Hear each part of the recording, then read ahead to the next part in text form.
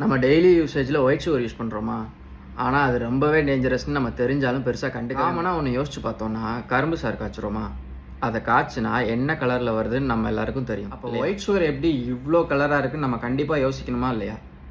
யோசிச்சுதான் ஆகணும், வேறு என்ன பண்ணுறது. அப்போ அதுக்கு அதில் எவ்வளோ கெமிக்கல் யூஸ் பண்ணியிருப்பாங்க.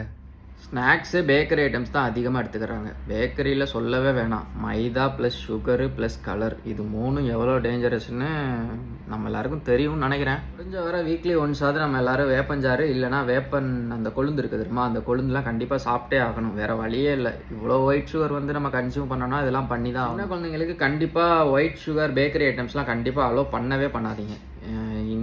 இந்த ஏஜ்லேருந்தே நம்ம ஒயிட் சுகர் வந்து இவ்வளோ சேர்த்தோன்னா அவங்க இன்னும் வளர்கிற ஸ்டேஜ் வந்து நிறையா இருக்குது. அவ்வளோ வருஷமாக நம்ம கொடுத்துக்கிட்டே இருந்தோம்னா அந்த உடம்பு என்னவாகும்னு கண்டிப்பாக நம்ம யோசிச்சு தான் ஆகணும். அதனால் ஒயிட் சுகர் கண்டிப்பாக நம்ம அவாய்ட் பண்ணி தான் ஆகணும். நான் இதை என்னோடய சுற்று வட்டாரங்களில் நிறைய பேர்கிட்ட நான் சொல்லியிருக்கேன், ஆனால் பெருசாக யாரும் கேட்குற மாதிரி தெரியல. என் ஃப்ரெண்ட்ஸ் அண்ட் ஃபேமிலிஸ் எல்லாருக்குமே நான் அதை சொல்லியிருக்கேன், ஆனால் பெருசாக யாரும் கேட்குற மாதிரி தெரியல.